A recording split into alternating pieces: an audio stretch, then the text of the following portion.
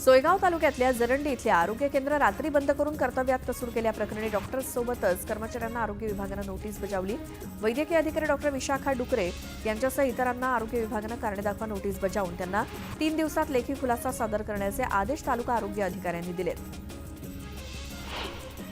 काँग्रेसचे माजी खासदार हुसेन दलवाईंनी उपमुख्यमंत्री एकनाथ शिंदेंची भेट घेतली। सध्या ऑपरेशन टायगरची जोरदार चर्चा सुरू असताना ही भेट झाल्यामुळे भेटीला महत्त्व प्राप्त झालंय। काँग्रेसचे माजी आमदार रवींद्र धंगेकर यांनी देखील उपमुख्यमंत्री एकनाथ शिंदेंची भेट घेतली। एकाच दिवशी काँग्रेसच्या 2 नेत्यांनी शिंदेंची भेट घेतल्यामुळे राजकीय वर्तुळात चर्चांना उधाण आलंय। दरम्यान वैयक्तिक कामांसाठी भेट घेतल्याचं स्पष्टीकरण धंगेकरांनी न्यूज 18 लोकमतशी बोलताना दिलं। वाशिमचे मनसेचे जिल्हाध्यक्ष मनीष डांगे यांनी मनसेला रामराम करत पदाचा राजीनामा दिला। डांगेसोबतच त्यांच्या समर्थकांनी अंतर्गत मतभेदामुळे मनसे सोडण्याचा निर्णय घेतलाय। 10वी-12वी बोर्डाच्या परीक्षेच्या काळात विद्यार्थिनींना बुरखा घालून प्रवेश दिला जाऊ नये अशी मागणी नितेश राणेंनी केली होती। या वक्तव्याला प्रसिद्धी देण्याची गरज नाही, ही गैरसंविधानिक मागणी असून सरकारनं याबाबत जर काही निर्णय घेतला तर तो आम्ही बघू, अशी प्रतिक्रिया आमदार रईस शेख यांनी दिली। जुना काळ गेला, जय भवानी जय शिवाजी बोलायचे आणि मतं मिळवायचे दिवस गेले असं अजब विधान परिषदेचे विरोधी पक्षनेते अंबादास दानवेंनी केलं। रायगडमधल्या संवाद मेळाव्यात दानवेंनी शिवसैनिकांना हा अजब सल्ला दिला। भाजपचे कार्यकारी अध्यक्ष रवींद्र चव्हाण यांनी राष्ट्रीय अध्यक्ष जे.पी. नड्डांची भेट घेतली। महाराष्ट्र प्रदेशच्या कार्यकारी अध्यक्षपदी नियुक्ती झाल्यानंतर ही पहिलीच भेट आहे। या भेटीत संघटनात्मक बांधणीवरती चर्चा झाली। लोकसभा आणि विधानसभा निवडणुकीत पक्षविरोधी काम केलं म्हणून कारणे दाखवा नोटीस भाजपनं बजावलेले आमदार रणजितसिंह मोहिते पाटलांना आता भाजपनं कौतुकाचं पत्र पाठवलंय। 1000 सदस्यता नोंदणी पूर्ण केली आणि चंद्रशेखर बावनकुळे यांनी विशेष पत्र देऊन रणजितसिंह मोहिते पाटील यांचा गौरव केला। मनोज जरांगे पाटलांनी अंतरवली सराटीतल्या उपोषण 6व्या दिवशी स्थगित केलं। आता उपोषण नाही तर समोरासमोर लढाई करणार असा इशारा मनोज जरांगे पाटील यांनी दिला। जरांगे नावाच्या माणसाचा उपोषणाचा पोपट अखेर मेला अशा शब्दात ओबीसी नेते लक्ष्मण हाकेंनी जरांगेंवरती टीका केली। जरांगेंनी आपलं 8वं उपोषण सोडलं असलं तरी मुख्यमंत्री कदापिही सगळे सोयऱ्यांचा GR लागू करणार नाहीत असा विश्वास हाकेंनी व्यक्त केला। बीडमध्ये धनंजय देशमुख यांना समर्थन देण्यासाठी गेलेल्या भीम आर्मीच्या कार्यकर्त्यांना वाल्मिक कराडच्या समर्थकांनी जीवे मारण्याची धमकी दिली, तसेच जातीवाचक शिवीगाळ केल्याचा प्रकार समोर आलाय। या विरोधात भीम आर्मीचे राष्ट्रीय महासचिव अशोक कांबळेंनी तक्रार दिल्यानंतर घाटकोपर पोलिसांनी तिघांविरोधात अॅट्रॉसिटी अंतर्गत गुन्हा दाखल केलाय। सोमनाथ सूर्यवंशीच्या आई विजयाबाई सूर्यवंशी यांनी जिल्हाधिकाऱ्यांना निवेदन दिलं। सोमनाथला न्याय मिळाला नाही तर मी आत्महत्या करेन असा थेट इशारा त्यांनी दिलाय।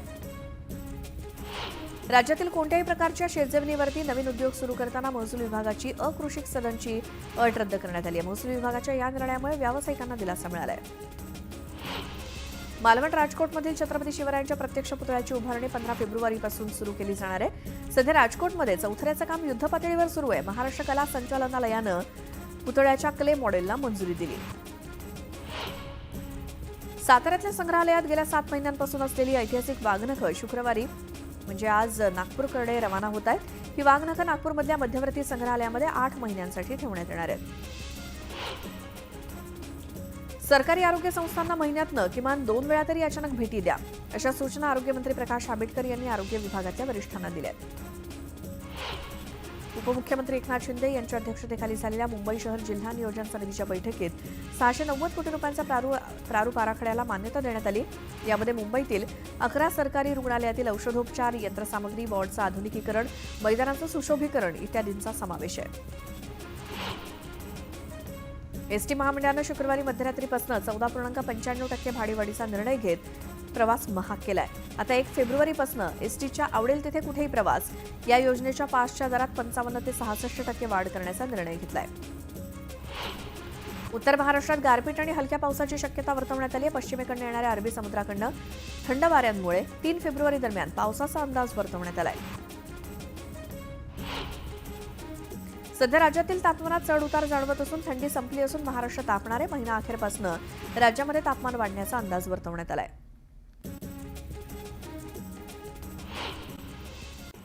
सार्वजनिक आरोग्य विभागाचा चेहरा मोहरा बदलणारे, राज्याची आरोग्य व्यवस्था अधिक बळकट आणि लोकाभिमुख करणारे महाराष्ट्राचं स्वतंत्र आरोग्यविषयक धोरण बनवण्याचे निर्देश आरोग्यमंत्री प्रकाश आंबेडकर यांनी वरिष्ठ अधिकाऱ्यांनी दिलेत। भविष्यात महाराष्ट्र आरोग्य पर्यटन ही संकल्पना रुजवण्याच्या दृष्टीनं काम करण्याच्या सूचनाही त्यांनी दिल्या. आतापर्यंत राज्यात 2 बळी घेणाऱ्या गुइलेन-बॅरे सिंड्रोम आजाराचे मुंबईत 4 रुग्ण आढळलेत. त्यांच्यावर सैफी रुग्णालयात उपचार सुरू आहेत. या रुग्णालयात गेल्या महिन्यात 12 रुग्णांवरती उपचार करण्यात आल्याची माहिती डॉक्टरांनी दिली. पुण्यामध्ये मागील वर्षभरात जीबीएसची रुग्णसंख्या अचानक वाढल्यामुळे खळबळ माजली. मागील वर्षभरापासून आतापर्यंत जीबीएसचे पुण्यामध्ये 185 रुग्ण आढळलेत. आरोग्य विभागानं जाहीर केलेल्या आकडेवारीतनं ही माहिती समोर आली आहे. सातारा जिल्ह्यात जीबीएसचे 4 संशयित रुग्ण आढळलेत. 15 वर्षांच्या आतील 4 मुलांवरती उपचार सुरू असून 4ही मुलांची प्रकृती स्थिर असल्याची माहिती आरोग्य अधिकाऱ्यांनी दिली. अचानक हातपाय डोळे पडले असतील तर अफवांवरती विश्वास न ठेवता तत्काळ शासकीय रुग्णालयाशी संपर्क करण्याचं आवाहन आरोग्य विभागानं केलंय. गुइलेन-बॅरे सिंड्रोम या आजाराचं निदान करण्यासाठी एनसीव्ही चाचणी महापालिकेच्या यशवंतराव चव्हाण स्मृती रुग्णालय आणि नवीन थेरगाव रुग्णालयात मोफत केली जाणार आहे. या आजाराची माहिती देण्यासाठी हेल्पलाईन सुरू केली जाणार आहे.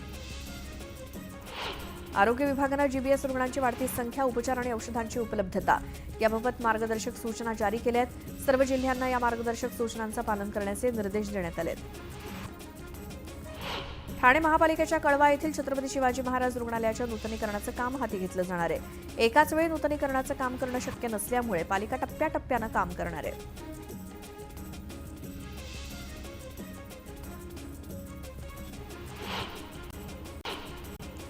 मध्यान्ह भोजन योजनेबाबत सरकारने एक मोठा निर्णय घेतलाय. मध्यान्ह भोजनात चिमुकल्यांना देण्यात येणारी अंडी आणि गोड पदार्थ वगळण्यात आलेत. अंडी आणि गोड पदार्थांसाठी दिला जाणारा निधी बंद करण्याचा निर्णय घेतलाय. मुंबईमध्ये हजारो बांधकामं सुरू असल्यामुळे वायू प्रदूषणामुळे मध्यंतरी बांधकामावरती काही दिवस बंदी घालण्यात आली होती. मात्र आता पुन्हाही बांधकामं सुरू झाली आहेत. त्यामुळे दिवसाला 8,000 टन डेब्रिज तयार होत आहे. या डेब्रिजवरती प्रक्रिया करण्यासाठी महापालिकेकडे दहिसर आणि कल्याणमध्ये केवळ 1200 टनांचे 2 प्रकल्प आहेत. चेंबूरमध्ये मेट्रोच्या कामादरम्यान सळ्यांचा ढीग रहिवाशी सोसायटीवरती कोसळला. 20 फूट लांब सळ्या टाकून उभं केलेल्या सळ्यांचा ढाचा थेट सोसायटीवरती कोसळल्यानं नागरिकांमध्ये भीतीचं वातावरण आहे. माघी गणेशोत्सवात प्लास्टर ऑफ पॅरिसच्या मूर्तीची निर्मिती आणि मूर्तीच्या विसर्जनावरती बंदी घालण्यात आली आहे. हायकोर्टानं मुंबई पालिकेसोबतच राज्यभरातील सर्व पालिकांना या संदर्भात निर्देश दिलेत. अंगणवाडी केंद्रामध्ये शौचालयाची सुविधा नाही अशा राज्यातील 9,664 अंगणवाडी केंद्राच्या ठिकाणी फायबर शौचालय उभारण्याचा निर्णय महिला आणि बालविकास विभागानं घेतला. यासाठी 34,74,49,000 रुपये इतका खर्च येणार असून त्याला मान्यता देण्यात आली आहे. देशभरात डिजिटल पेमेंटमध्ये 11.11% वार्षिक वाढ नोंदवण्यात आली अशी माहिती आरबीआयनं दिली आहे. इन्फ्रास्ट्रक्चर आणि पेमेंट कामगिरीमध्ये सुधारणा झाल्यामुळे ही वाढ झाल्याचं आरबीआयनं म्हटलंय. एसटी महामंडळातील कर्मचाऱ्यांनी 2018 मध्ये त्यांच्या प्रलंबित मागण्यांसाठी संप केला होता. या संपात सहभागी झालेल्या कर्मचाऱ्यांना एका दिवसाच्या गैरहजेरीपोटी 3 दिवसांचं वेतन गमवावं लागण्याची शक्यता आहे. पसंतीचं घर निवडून अनामत रक्कम भरण्यासाठी आज शुक्रवारची शेवटची मुदत आहे. त्यानंतर मुदतवाढ दिली जाणार नसल्याचं सिडकोच्या संबंधित विभागानं स्पष्ट केलंय. त्यामुळे पसंतीचं घर निवडलेल्यांसाठी अनामत रक्कम भरण्यासाठी अवघे काही तास उरलेत. या पार्श्वभूमीवर ग्राहकांनी या संधीचा लाभ घ्यावा असं आवाहन सिडकोच्या संबंधित विभागानं केलंय. मुंबई महानगर प्रदेशासाठी एकच परिवहन प्राधिकरण सेवा असावी या दृष्टीनं राज्य सरकारनं पुढचं पाऊल टाकलंय. सध्या मुंबईची बेस्ट, नवी मुंबईची एनएमएमटी, ठाण्याची टीएमटी, कल्याण डोंबिवलीची केडीएमटी सोबतच वसई विरार पालिकेची स्वतंत्र परिवहन सेवा आहे. मात्र या सर्व प्राधिकरण सेवांचं एकत्रीकरण करून एकीकृत प्राधिकरण स्थापन करण्याचं नगरविकास विभागानं ठरवलंय. मुंबईमध्ये बांगलादेशी आणि रोहिंग्यांची घुसखोरी वाढली आहे. त्याचा शोध घेण्यासाठी समिती स्थापन करण्याच्या सूचना मुंबई उपनगर जिल्हा नियोजनाच्या बैठकीत दिल्या होत्या. यानुसार समिती स्थापन करण्यात आली आहे. या शोध मोहिमेसाठी एनजीओना सोबत घेतलं जाणार आहे अशी माहिती मंगलप्रभात लोढांनी गुरुवारी पत्रकारांना दिली. एक मोठी बातमी बघूयात. संसदेचं अर्थसंकल्पीय अधिवेशन आजपासून सुरू होत आहे. राष्ट्रपतींच्या अभिभाषणासोबतच आर्थिक सर्वेक्षण सादर केलं जाईल. शिवाय अर्थसंकल्पीय अधिवेशनात केंद्र सरकारकडून 16 महत्त्वाची विधेयकं सादर केली जाणार आहेत. अर्थसंकल्पीय अधिवेशनाचा पहिला टप्पा हा 13 फेब्रुवारीपर्यंत चालेल. दुसरा टप्पा 10 मार्च ते 4 एप्रिल या कालावधीत पार पडेल. अर्थसंकल्पाच्या पहिल्या टप्प्यामध्ये बेरोजगारी, महागाई आणि इतर आर्थिक मुद्दे विरोधकांकडून आक्रमकपणे मांडले जातील. शिवाय प्रयागराजमधील महाकुंभ सोहळ्यातील चेंगराचेंगरीमध्ये झालेल्या मृत्यूचा मुद्दा सुद्धा तापण्याची चिन्ह आहेत. वक्फ संदर्भातील संयुक्त संसदीय समितीचा अहवाल गुरुवारी लोकसभा अध्यक्ष ओम बिर्ला यांच्याकडे सुपूर्द करण्यात आलाय आणि विधेयकांच्या सूचीमध्ये वक्फचा समावेश केल्यामुळे समितीच्या अहवालाला केंद्रीय मंत्रिमंडळाची तातडीनं मंजुरी दिली जाण्याची शक्यता आहे. पुन्हा पाहूयात बातमी 36 जिल्ह्यांची.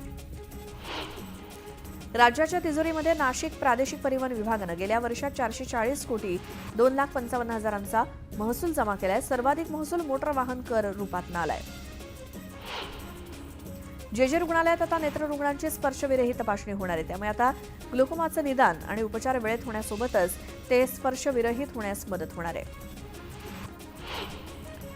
ठाणे खाडी पूल 3 प्रकल्पातील दक्षिणेकडील मार्गिकेचं काम अंतिम टप्प्यात आलंय. येत्या काही दिवसात हे काम पूर्ण होणार असून फेब्रुवारी अखेरीस ही मार्गिका वाहतूक सेवेत दाखल होईल.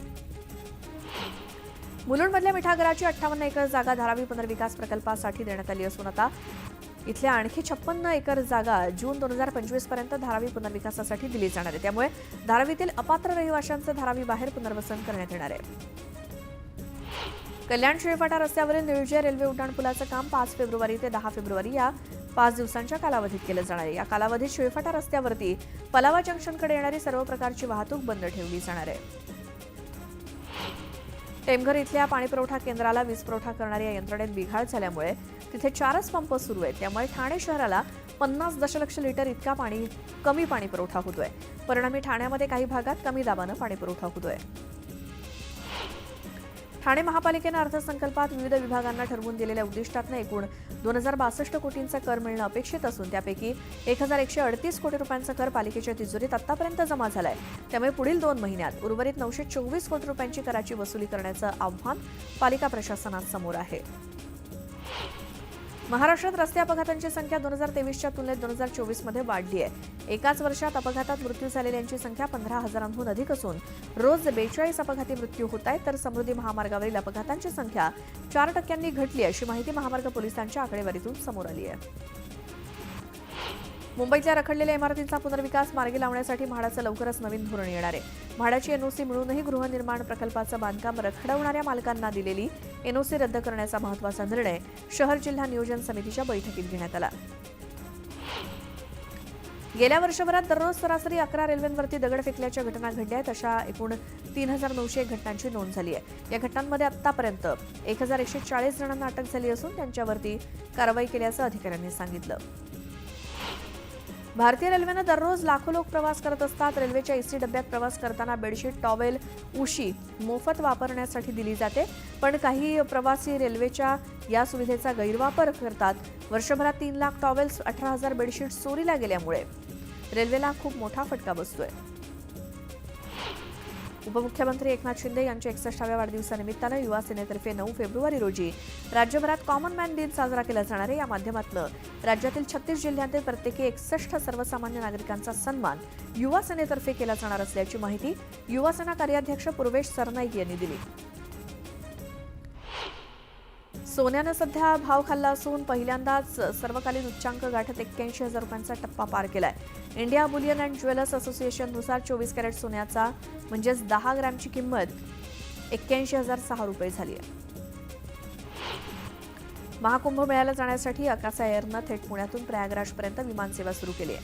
ही विमानसेवा पुण्याहून दिल्ली मार्गे प्रयागराज अशी असून या दरम्यान दैनंदिन उड्डाणं केली जाणार आहेत. ही उड्डाणं 28 फेब्रुवारीपर्यंत चालणार आहेत. जळगावात नुकसान भरपाई झालेल्या 36,000 हेक्टर क्षेत्राची नोंद ई पीक पाहणीमध्ये करण्यात आली. शेतकरी स्तरावरनं ई पीक पाहणी केली जाते. यावरती यावल तालुक्यात सर्वाधिक 67.41% ई पीक पाहणी पूर्ण झाली आहे. जळगावच्या चाळीसगाव तालुक्यातील भोरसमध्ये सीसीआय मार्फत कापूस खरेदी केंद्रात कापूस खरेदी थांबवण्यात आली आहे. त्यामुळे चाळीसगाव तालुक्यातील शेतकरी चिंतेत आहेत.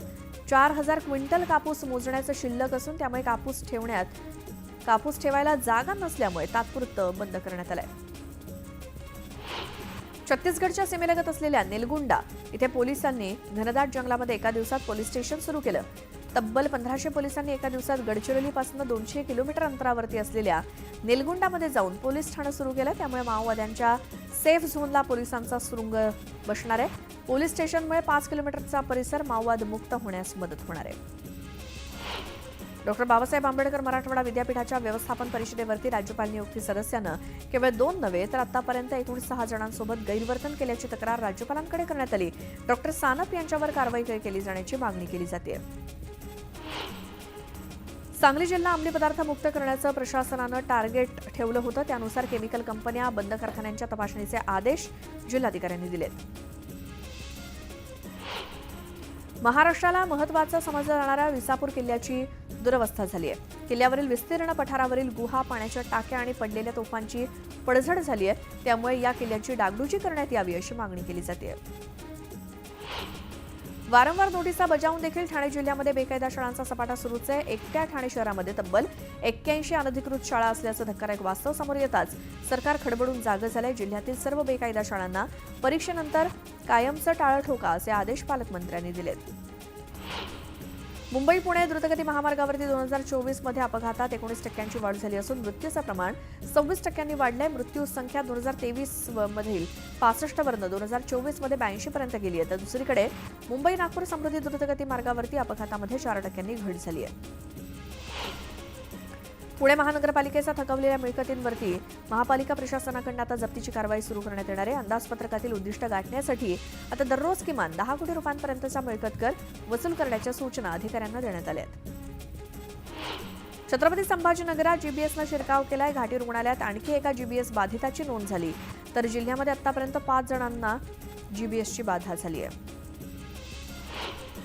पिंपरी चिंचवड शहरातील वेगवेगळ्या भागात जीबीएसचे 13 संशयित रुग्ण आढळले होते. त्यापैकी 5 रुग्ण बरे झालेत. उर्वरित रुग्ण पिंपरी चिंचवड महानगरपालिकेच्या आणि शहरातील अन्य खासगी रुग्णालयामध्ये उपचार घेत आहेत.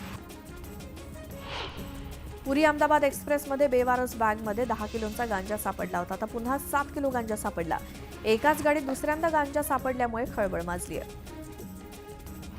बुलढाणा जिल्ह्यातील खामगाव शहरामध्ये लग्न होत नाही म्हणून एका युवकानं आत्महत्या केल्याची धक्कादायक घटना उघडकीस आली. खामगाव शहरातील फाटकापुरा भागात राहणारा सचिन डंबेकर या 40 वर्षीय युवकानं विहिरीमध्ये उडी मारून आत्महत्या केली. पोलिसांकडून अधिक तपास सुरू आहे. बुलढाणा जिल्ह्यातील खामगाव मार्गावर बिबट्याचं दर्शन झालं. याच रस्त्यानं जाणाऱ्या वाहन चालकांनी त्या बिबट्याला आपल्या कॅमेऱ्यामध्ये कैद केलं. बिबट्याला बघून या रस्त्यानं जाताना नागरिकांची भंबीरी उडाली होती. जळगावच्या दही गावात 29 वर्षीय विवाहितेचा 5 लाखांसाठी छळ करण्यात आला. पैसे आणले नाहीत म्हणून तिला माहेरी सोडण्यात आलं. या प्रकरणी पतीसोबतच 5 जणांविरोधात गुन्हा दाखल झालाय. पुण्यामध्ये बदलत्या हवामानाचा फटका ऊस क्षेत्राला बसला असून यावर्षीच्या गाळप हंगामावर त्याचा परिणाम झालाय. यावर्षी जवळपास 83 लाख टन ऊसाचं गाळप कमी झालंय. त्यामुळे गतवर्षीच्या तुलनेत जवळपास 108 लाख क्विंटल साखरेचं उत्पादन कमी झालंय. राज्यात गुरुवारी 1,07,113 क्विंटल कांद्याची आवक झाली. ज्यात 49,588 क्विंटल लाल, 18.224 quintal local, 3 quintal number 1, 680 quintal पांढरा तर 20,700 क्विंटल पोळ कांद्याचा समावेश होता. लाल कांद्याला येवला बाजारात कमीत कमी 400 तर सरासरी 1900 रुपये प्रति क्विंटल दर मिळालाय. बदलापुरात माघी गणेशोत्सवाचा उत्साह आहे. बदलापूरच्या राजाची मोठ्या वाजत गाजत दिमाखात मिरवणूक काढण्यात आली. फटाक्यांची आतषबाजी, ढोलताशांचा गजर आणि विविध रंगांची उधळण करण्यात आली. या परिसरातील गणेशोत्सवाला 50 वर्षांपेक्षा जास्त वर्षांची परंपरा आहे. सांगलीच्या आटपाडीमध्ये आज महाराष्ट्र केसरी बैलगाडी शर्यतीचा थरार रंगणार आहे. प्रथम क्रमांकाला 5 लाखांचं बक्षीस दिलं जाणार आहे. मावळ विधानसभा निवडणुकीत पक्षाचा आदेश डावलून सुनील शेळके यांच्या विरोधात काम केल्यामुळे पदाधिकाऱ्यांना निलंबित करण्यात आलं. मावळ तालुक्यातील 8 राष्ट्रवादी अजित पवार गटाच्या पदाधिकाऱ्यांना 6 वर्षांसाठी पक्षातून निलंबित करण्याचा निर्णय राष्ट्रवादी काँग्रेसचे जिल्हाध्यक्ष प्रदीप गारटकर यांनी घेतलाय. पुणे जिल्हा नियोजन आणि विकास समितीवरती मावळचे आमदार सुनील शेळके आणि दौंडचे भाजपचे आमदार राहुल कुल यांची नामनिर्देशित सदस्य म्हणून नियुक्ती झाली आहे. या नियुक्तीदरम्यान उपमुख्यमंत्री एकनाथ शिंदे यांच्या गटाला मात्र वगळण्यात आलंय. धरणगाव तालुक्यातल्या नांदेड गावातील ग्रामपंचायतीच्या प्रभाग क्रमांक 1 मध्ये मोठा कोळीवाडा भागालगतच्या महिला शौचालयांची प्रचंड दुरवस्था झाली असल्यामुळे ही शौचालयं बंद पडली आहेत. त्यामुळे तातडीनं शौचालय दुरुस्त करण्याची मागणी होतीये. सांगलीच्या कृष्णा नदीत मिसळणाऱ्या शेरी नाल्याचा दूषित पाण्याचा प्रश्न गंभीर बनलाय. पालिका क्षेत्रातील लाखो लिटर सांडपाणी थेट कृष्णा नदी पात्रामध्ये पुन्हा मिसळतंय, त्यामुळे नागरिकांचं आरोग्य संकटात सापडलंय. कोल्हापुरातील अंबाबाई मंदिरातील किरणोत्सवाची सूर्यकिरण अंबाबाईच्या मुकुटापर्यंत गेली होती आणि पूर्ण क्षमतेनं किरणोत्सव झाल्यामुळे भाविकांमध्ये आनंदाचं वातावरण आहे. कोल्हापूर शहरातील दुर्मिळ झाडांना नेमप्लेट लावण्याची मोहीम महापालिकेनं हाती घेतली. विशेष म्हणजे नेमप्लेटवरील QR कोड स्कॅन करताच कोल्हापूरकरांना त्या झाडांची सर्व माहिती मिळणार आहे. अलिबागमध्ये मंथन 2025 हा जागतिक संवाद उपक्रम पार पडला. या कार्यक्रमात विविध क्षेत्रातील विचारवंतांनी हवामान लवचिकता, ग्रामीण समृद्धी आणि शाश्वत विकासासाठीच्या उपाययोजनांवरती चर्चा केली.